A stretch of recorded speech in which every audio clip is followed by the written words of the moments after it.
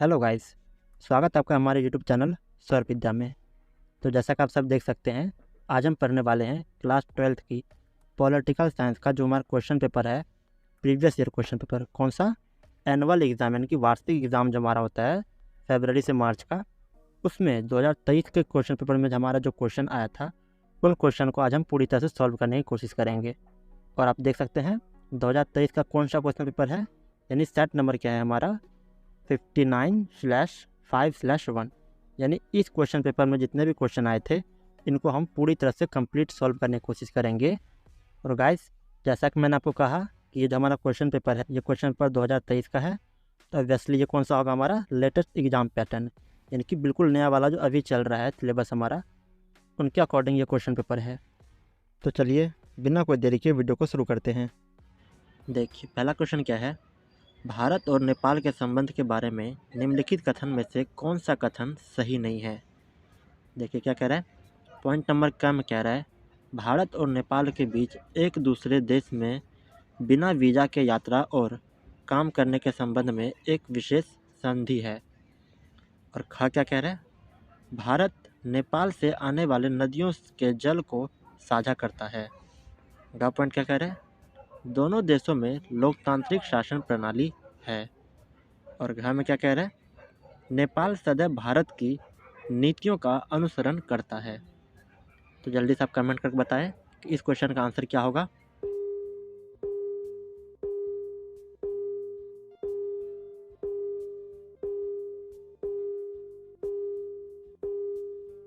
तो इसका सही उत्तर होगा पॉइंट नंबर घ, यानी कि नेपाल सदैव भारत की नीतियों का अनुसरण नहीं करता। ठीक है, नेपाल सदैव भारत का अनुसरण नहीं करता, भारत की नीतियों का अनुसरण नहीं करता है। चलिए अगला क्वेश्चन देखते हैं। देखिए अगला प्रश्न क्या है, प्रश्न नंबर 2, बहुराष्ट्रीय कंपनियों द्वारा विकासशील देशों में निवेश करने के मुख्य कारण की पहचान कीजिए। और हमारा ऑप्शन क्या है, ऑप्शन नंबर क है, वंचित लोगों का कल्याण करना। ख, अपनी संपत्ति बढ़ाना व अधिक मुनाफा कमाना। ऑप्शन नंबर ग, अन्य देशों को लाभ पहुंचाना। ऑप्शन नंबर घ, विकासशील देशों की सरकार को वित्तीय सहायता प्रदान करना।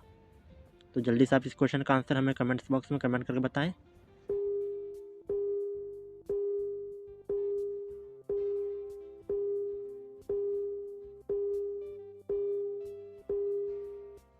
तो इसका सही उत्तर क्या होगा? इसका सही उत्तर होगा पॉइंट नंबर ख, यानी कि अपनी संपत्ति बढ़ाना व अधिक मुनाफा कमाना। चलिए अगला क्वेश्चन देखते हैं। देखिए अगला क्वेश्चन क्या कह रहा है, निम्नलिखित रिक्त स्थानों को नीचे दिए गए किसी एक उपयुक्त पद से भरिए। डैश का अर्थ ऐसे प्रकृति से है जो वर्तमान पीढ़ी की आवश्यकता को भावी पीढ़ी की आवश्यकता के साथ समझौता किए बिना पूरा करती है। और आपका ऑप्शन क्या है? देखिए ऑप्शन नंबर क है, वैश्विक संपदा। ऑप्शन ख, विनाश रहित विकास। ऑप्शन ग, टिकाऊ विकास। और ऑप्शन घ, विकसित देशों की राजनीति।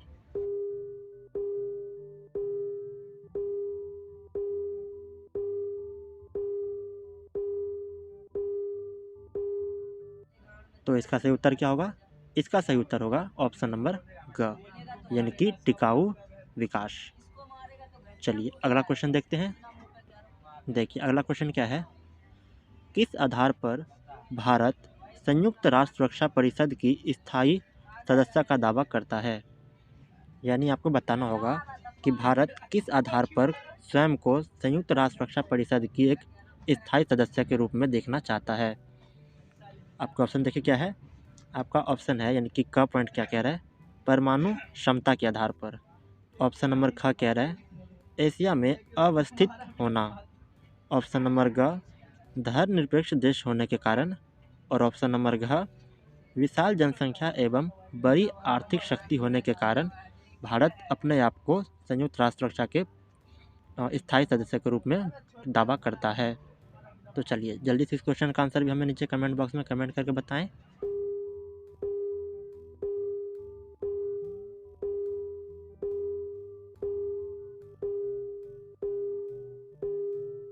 तो इसका सही उत्तर होगा ऑप्शन नंबर घ, यानी कि विशाल जनसंख्या एवं बड़ी आर्थिक शक्ति होने के कारण हमारा भारत खुद को यानी स्वयं को संयुक्त राष्ट्र सुरक्षा परिषद की स्थायी सदस्य होने का दावा करता है। चलिए अगला क्वेश्चन देखते हैं। देखिए यहाँ एक इंस्ट्रक्शन दिया गया है और वो क्या है, नीचे दिए गए प्रश्न 5 एवं 6 में दो कथनों को क्रमशः अभिकथन ए तथा कारण आर के रूप में अंकित किया गया है। इन कथनों को ध्यान से पढ़िए और अधोलिखित विकल्पों में से किसी एक को सही उत्तर के रूप में चुनिए। यानी कि आपको प्रश्न 5 और 6 में दो कथन दिया गया है, जिनमें से कभी अभिकथन ए जो है, यानी यहाँ पे एक नहीं है, ये ए है हमारा। अभिकथन ए जो है वह कारण आर के रूप में अंकित किया गया है। आपको इन दोनों को पढ़ना है और आपको बताना है कि क्या जो कारण आर है वह अभिकथन ए को परिभाषित करती है, क्या यह सही व्याख्या है या नहीं। तो चलिए देखते हैं। देखिए यहाँ पर आपको ऑप्शंस दिए गए हैं और नीचे क्वेश्चन पूछ रहे हैं, यानी कि क्वेश्चन नंबर 5 क्या कह रहा है।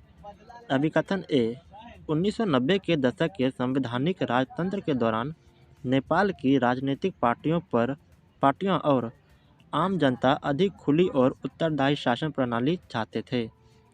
वहीं कारण आर क्या बता रहा है, राजा सेना की सहायता से सरकार पर पूर्ण नियंत्रण बनाए हुए थे और उसने नेपाल में लोकतंत्र के विस्तार को प्रतिबंधित किया।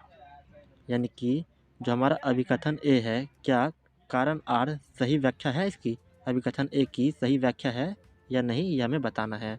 और ऊपर दिए गए क्वेश्चन यानी ऑप्शन जो हमें दे रखे हैं, इनमें से हमें बताना है कि इनके आधार पर कौन सा ऑप्शन सही है।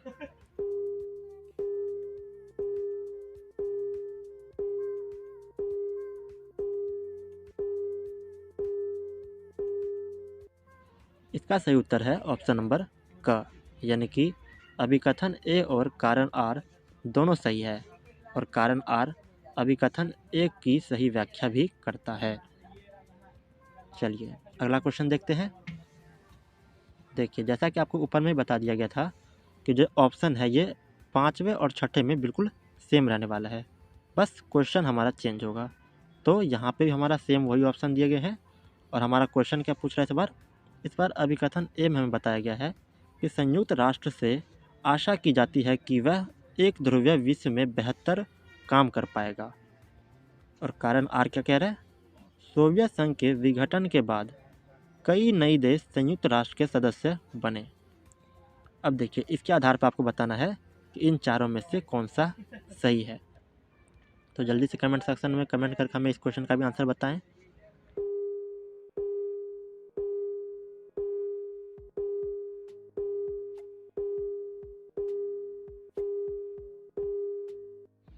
देखिए इसका सही उत्तर होगा ऑप्शन नंबर ख, यानी कि अभिकथन ए और कारण आर दोनों सही है, परंतु कारण आर अभिकथन ए की सही व्याख्या नहीं करता है। चलिए अगला क्वेश्चन देखते हैं। देखिए अगला क्वेश्चन क्या है, निम्नलिखित में से कौन सा लक्ष्य द्वितीय पंचवर्षीय योजना से अपेक्षित था। ऑप्शन नंबर क औद्योगिकरण, ऑप्शन नंबर ख आर्थिक समानता, ऑप्शन नंबर ग ग्रामीण विकास, ऑप्शन नंबर घ गरीबी का उन्मूलन।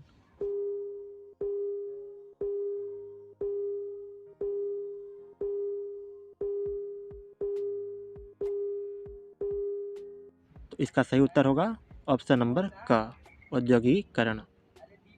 चलिए अगला क्वेश्चन देखते हैं।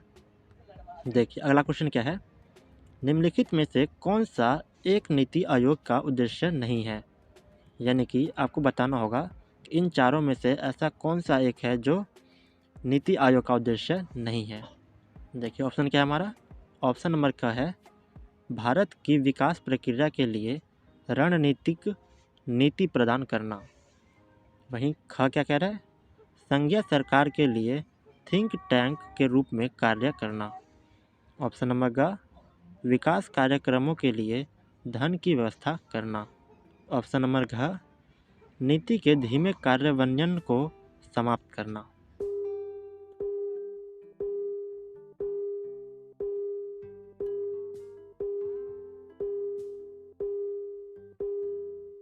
तो इसका सही उत्तर होगा ऑप्शन नंबर ग, विकास कार्यक्रमों के लिए धन की व्यवस्था करना। चलिए अगला क्वेश्चन देखते हैं। देखिए अगला क्वेश्चन क्या कह रहा है, यानी क्वेश्चन नंबर 9 कह रहा है, निम्नलिखित घटनाओं को काल क्रम अनुसार व्यवस्थित कीजिए। यानी कि इसको हमें काल के अनुसार लगाना है कि पहले कौन सी घटना हुई, फिर उसके बाद कौन सी हुई, उसके बाद कौन सी और उसके बाद लास्ट में कौन सी घटना हुई। इससे हमें काल के अनुसार लगाना है। चलिए देखते हैं। पहला, लाल बहादुर शास्त्री की प्रधानमंत्री के रूप में नियुक्ति। दूसरा, ताशकंद समझौता। तीसरा, चौथा आम चुनाव।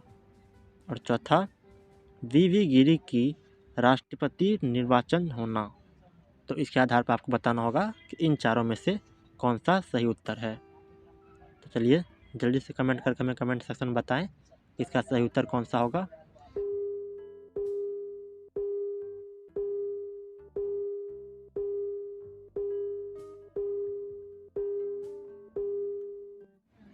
तो इसका सही उत्तर होगा ऑप्शन नंबर क, यानी कि पहला, दूसरा, तीसरा और चौथा। यानी कि ये जो हमारा क्वेश्चन है ये पहले से ही कालक्रम अनुसार में व्यवस्थित है, यानी कि ये आंसर बिल्कुल सही है। तो क्या बताया गया है कि क में पहले पहला वाला आएगा, फिर दूसरा वाला, उसके बाद तीसरा और लास्ट में चौथा, यानी कि क पॉइंट सही है। चलिए आगे देखते हैं। देखिए अगला क्वेश्चन क्या है, भारत में प्रथम लोकतांत्रिक लहर की समय अवधि क्या थी। यानी कि हमें बताना है कि भारत में सबसे पहले लोकतांत्रिक के लिए लहर यानी कि आवाज़ कब उठाई गई थी, किस समय में। तो चलिए ऑप्शन देखते हैं। पहला ऑप्शन है हमारे पास 1950 के दशक से 1970 के दशक तक।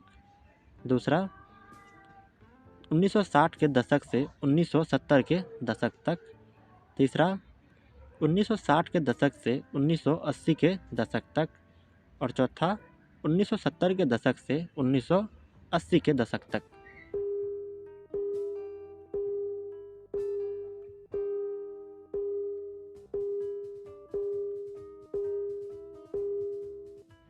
तो इसका सही उत्तर क्या होगा, ऑप्शन नंबर क, यानी कि 1950 के दशक से लेके 1970 के दशक तक। चलिए अगला क्वेश्चन देखते हैं। गाइस देखिए ये जो क्वेश्चन है, ये क्वेश्चन आपको पिछली जो लास्ट वीडियो मैंने बनाई है उसमें भी देखने को मिला था और इस पेपर में भी आपको देखने को मिल रहा है, यानी कि आप समझ सकते हैं कि ये क्वेश्चन आपके लिए कितना इंपॉर्टेंट हो सकता है। तो इस क्वेश्चन का प्लीज़ एक बार ज़रूर याद करके जाएँ। तो देखिए क्वेश्चन क्या है, बोडो समुदाय का संबंध किस राज्य से है। पहला अरुणाचल प्रदेश, दूसरा असम, तीसरा मणिपुर या फिर मिजोरम से। तो जल्दी से कमेंट सेक्शन में कमेंट करके बताएं कि बोडो समुदाय का संबंध किस राज्य से है।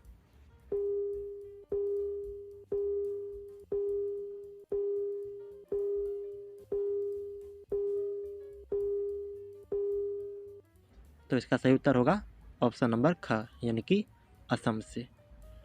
चलिए अगला क्वेश्चन देखते हैं। देखिए अगला क्वेश्चन है हमारा, जम्मू और कश्मीर से संबंध अनुच्छेद 370 को कब समाप्त किया गया। यानी कि आपको बताना है कि जम्मू और कश्मीर से अनुच्छेद नंबर 370 को कब समाप्त किया गया, कब हटाया गया। तो डेट क्या थी। तो देखिए इसके ऑप्शन क्या दे रखे हैं। पहला है हमारा 26 जनवरी 2019, दूसरा 15 अगस्त 2019, तीसरा 9 अगस्त 2019 या फिर चौथा 19 अगस्त 2019। तो आपको बताना होगा कि इन चारों में से सही उत्तर कौन सा है। और गाइस ये क्वेश्चन आपके लिए काफ़ी ज़्यादा इंपॉर्टेंट भी हो सकता है। क्यों, क्योंकि ये जो अनुच्छेद 370 वाला है ये हाल ही में हुआ था और लेटेस्ट क्वेश्चन कई बार आपके एग्ज़ाम के पॉइंट ऑफ व्यू से भी बहुत ज़्यादा इंपॉर्टेंट होता है। तो प्लीज़ आप इस क्वेश्चन को एक बार ध्यान से याद करके ज़रूर जाएँ। चलिए कमेंट करें जल्दी से।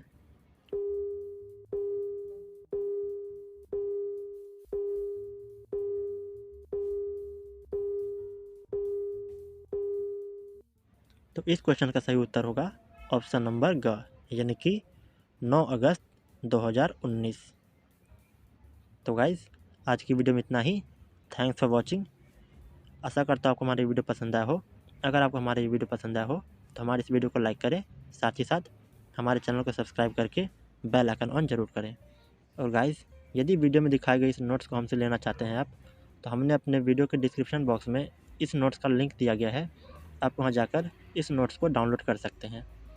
और यदि आप हमसे कोई सवाल या जवाब करना चाहते हैं तो हमने इसी सेम वीडियो के डिस्क्रिप्शन बॉक्स में अपने व्हाट्सएप ग्रुप का भी लिंक दे रखा है, आप वहां जाकर हमारा व्हाट्सएप ग्रुप ज्वाइन करें और हमसे संपर्क करें। हम आपके डाउट्स को क्लियर करने की पूरी कोशिश करेंगे।